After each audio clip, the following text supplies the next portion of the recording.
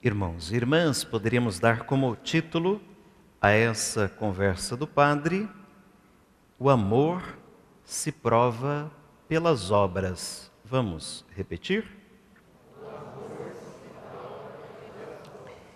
E o título deste quinto dia da novena é Amar o Próximo. Vamos repetir? E por fim, o tema da nossa novena: Viver de amor.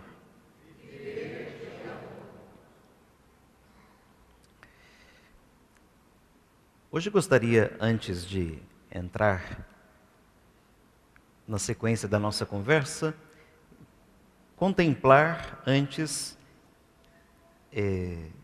a leitura do livro de Jó. A gente sempre fala da paciência de Jó, paciência de Jó, paciência de Jó, paciência de Jó, mas se for ver, não era tão assim paciente, não. Porque o principal não é a paciência de Jó.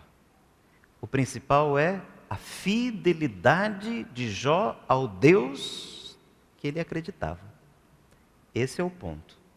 Vejam que Satã, que significa aqui um adversário, ele provoca Jó, testa Jó.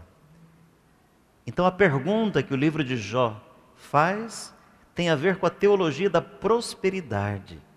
As pessoas, quando têm, louvam a Deus, bendizem a Deus. E quando não têm, continuam acreditando em Deus? E Jó vai tendo uma experiência de perda sobre perda terrível. Perde tudo, tudo. E quando a própria família dele começa a dizer: amaldiçoa esse Deus, porque veja a sua situação.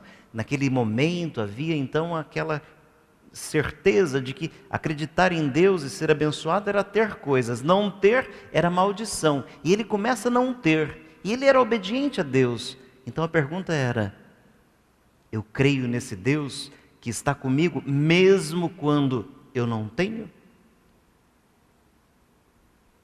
O questionamento é se a bênção significa conta bancária cheia, e conta bancária no vermelho, além de gente que não sabe administrar, se é maldição.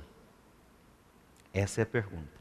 No final aqui da leitura hoje, porque não vamos fazer um curso sobre Jó, na leitura hoje, ele então diz: olha que oração para a gente fazer na hora que a gente perde, hein? O Senhor deu, o Senhor tirou, bendito seja o nome do Senhor. A gente fica só na paciência do Jó, mas é aqui que está o ponto. Ser fiel a Deus, mesmo quando não se tem. Me lembro de certa vez, no trânsito, ter visto à minha frente assim um carro com uns dizeres, né? E o dizer era assim, que Deus era fiel, que aquele carro era fruto do dízimo. Essa era a tônica. Mas sabe por que me chamou a atenção? Era um Passat velho, mas velho. Eu só não consegui tirar foto porque eu estava no trânsito. Quando a gente tem um trem novo, a gente parece que tem um prazer de dizer assim: Deus abençoou, não sei o quê. Mas e o velhinho, o sapato que a gente tem? Não foi Deus que deu? Ele não é louvado pelo pouco que a gente tem? Ou ele só será louvado se for algo vistoso e que se imponha sobre a inveja do outro? Olha que às vezes até a oração da gente é uma entregação de gente ordinária. Desculpe a palavra. Porque ao invés de exaltar a Deus, está mais querendo se sobrepor aos outros. Então nós temos hoje, vendo essa passagem de Jó, a oportunidade de verificar se a gente acredita em Deus na alegria e na tristeza, na saúde e na doença, ou só na hora da alegria, só na hora da bênção, só na hora da fartura. Se nós procuramos o santo que vai encher a nossa despensa, ou se nós procuramos aqueles que nos ensinam o caminho do amor, o caminho da verdade, o caminho de Deus, O Deus que nós cremos só é verdadeiro se a gente tem celeiros cheios? Será que nós, quando perdemos tudo o que possuímos, continuaremos fiéis a Deus? Essa é a pergunta que Jó, de algum modo, deixa para a gente. Tenho a impressão que a gente corre mais risco de tentação quando tem do que quando não tem. Há uma bela oração também de Salomão que diz assim: Senhor, não me dê nem pobreza e nem riqueza. Pobreza para eu não me perder, né, me exaltando. E pobreza em excesso para eu não ficar desejando o que é do outro. Me dê aquilo que é o justo, o necessário. Mas vamos avançar. Temos falado de algumas características do pequeno caminho de Santa Teresinha, da infância espiritual. E hoje o Evangelho, de algum modo, também faz referência a essa experiência, né? Quem quiser ser o primeiro, seja como uma criança. Ser como criança. Quem receber uma criança em meu nome estará recebendo a mim. Porque os discípulos, melhor, os apóstolos, estavam preocupados com os cargos, com as funções. Para amar, atenção, pergunta, para amar, a gente precisa de alguma função? De algum cargo? Não. Deus pediu para a gente assumir cargos ou para a gente amar? Oi? Está fazendo? Às vezes a gente mesmo na comunidade está mais preocupado em disputar um destaque no sentido de função que no sentido de amor e serviço. Já lhes disse aqui a frase que quase parece uma invenção, nem parece que foi a santa que disse, né? Escolhi o último lugar porque por ele ninguém briga. Se a gente puder cortar fila nos lugares, o que a gente faz? Corta. Se a gente tiver um amigo lá dentro, do outro lado do guichê, que puder facilitar a vida da gente, passando outros para trás, a gente pede. Ou não. Oi? Eu sei que é vergonhoso, mas pode falar.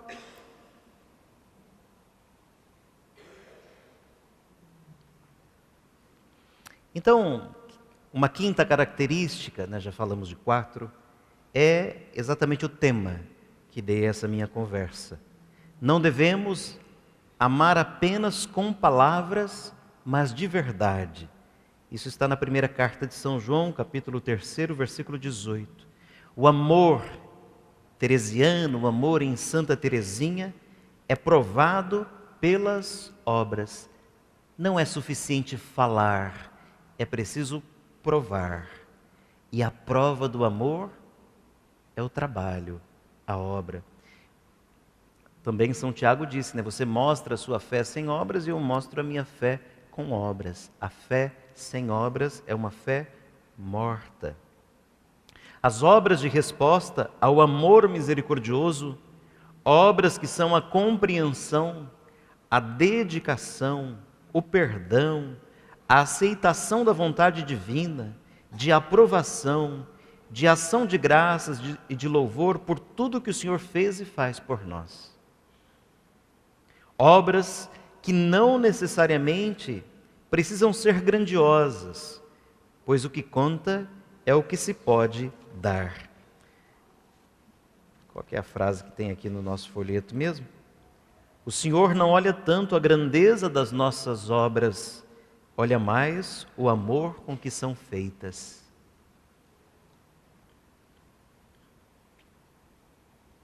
O Senhor não olha tanto a grandeza das nossas obras, mas o amor com que são feitas. Essas obras não se refletem apenas nos nossos atos de interesse pessoal, mas também no nosso apostolado, na nossa pastoral, na nossa dedicação em favor dos outros, pois quem ama Jesus se torna rico com os tesouros divinos que pode aplicar em benefício dos seus irmãos. Aqui me recordo de outra Teresa. Tem pelo menos 6 Teresas, Santas Teresas na história próxima, que valem a pena a gente conhecer. Pelo menos 6. Mas vou citar uma outra que não, a de Lisieux. É a Teresa de Calcutá. Já lhes disse aqui tantas vezes, mas certa vez, vendo todo o trabalho que ela fazia com aqueles moribundos, gente morrendo na rua que ela levava, e dizia que ele tinha direito de pelo menos por 1 minuto sentir nessa vida que foi amado, vendo todo aquele trabalho humanitário que fazia. Um jornalista diz a ela assim: irmã, eu não faria isso nem por $1 milhão. E ela disse: nem eu. Nem eu. Não lhe interessava o dinheiro, não lhe interessava a fama, só interessava, por causa do amor de Jesus, cuidar daqueles que Jesus colocou no caminho dela.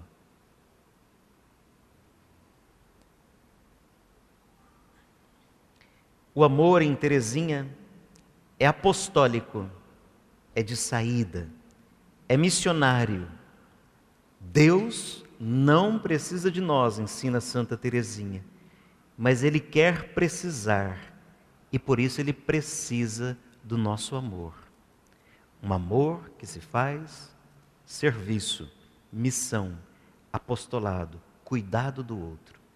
Peçamos a Santa Teresinha a graça de amar a Jesus, amar a Jesus, amar a Jesus, amar a Jesus, amar a Jesus, amar a Jesus, até o ponto que a gente não consiga viver sem amar nem as árvores. De tanto que a gente ama Jesus e por causa de Jesus a gente ama os outros, as pessoas e tudo mais. Tem gente que se amasse tanto a Jesus igual ama o cachorrinho, o gatinho,